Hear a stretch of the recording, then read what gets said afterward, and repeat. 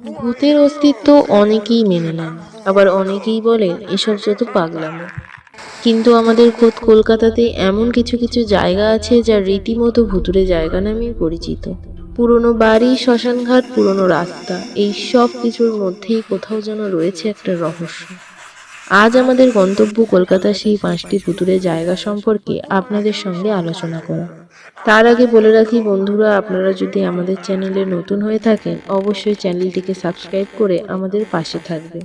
তাহলে চলুন ভিডিওটি শুরু করি।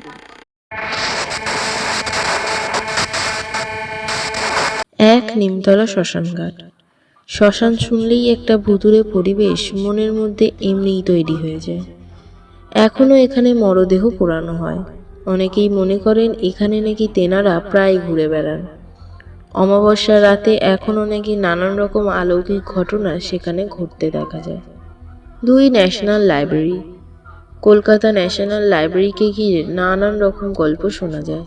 ন্যাশনাল লাইব্রেরির বল ডান্সের ফ্লোর থেকে ভেসে আসে কনসার্টের সুর। লাইব্রেরির কর্মচারীরা মনে করেন লর্ড মেটকাফের স্ত্রীর আত্মা নাকি এখনো এখানে থাকে। 3, পুতুল বাড়ি। আহিরিটোলায় অবস্থিত এই বাড়িটি নিয়ে আজও রহস্যের শেষ নেই।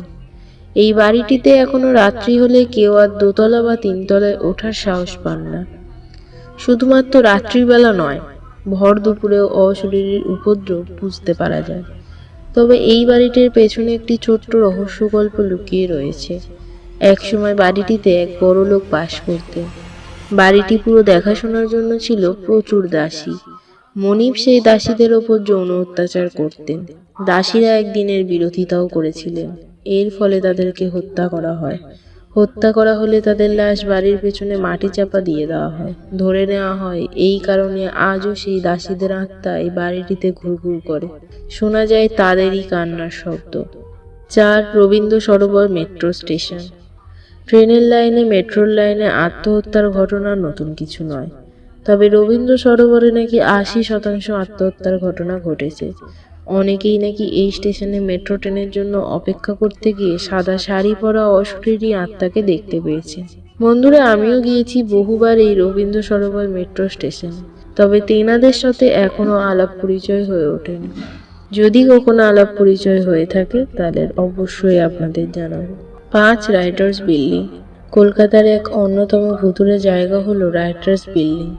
বলা হয় রাত নামলে এই জায়গাটি নাকি অশরীরের একেবারে আখড়ায় পরিণত হয়। এখানকার নৈশ প্রহরী স্বীকার করেন যে রাইটার্স বিল্ডিং এর 5 নম্বর ব্লকটি মোটেও সুবিধের নয়। ফাঁকা ঘরগুলিতে মাঝে মাঝেই শুনতে পাওয়া যায় টাইপের আওয়াজ। তবে ঐতিহাসিক তথ্য থেকে জানা যায় একসময় এখানে কলা গাছের জঙ্গল ছিল। কয়েকজন ইংরেজকে এখানে কবর দেওয়া হয়েছিল। তাছাড়া এখানে ভারতের স্বাধীনতা সংগ্রামী বিনয় বাদল দীনেশের হাতে কর্নেল সিমসনের খুন হওয়ার ঘটনা একেবারেই অস্বীকার করা যায় না। সব মিলিয়ে পুরো সরকারি দপ্তরটি এক ভুতুড়ে জায়গায় পরিণত হয়েছে। বন্ধুরা, এই ছিল আমাদের আজকের ভিডিওটি যদি ভালো লেগে থাকে অবশ্যই একটি লাইক করবেন, এবং আপনাদের সাথে যদি কখনো এইরকম ঘটনা ঘটে থাকে তাহলে অবশ্যই সেটা কমেন্টে জানাতে ভুলবেন না। আজ এতটুকুই, পরে আবার আসবো নতুন কোনো ভিডিও নিয়ে। ততক্ষণ নমস্কার।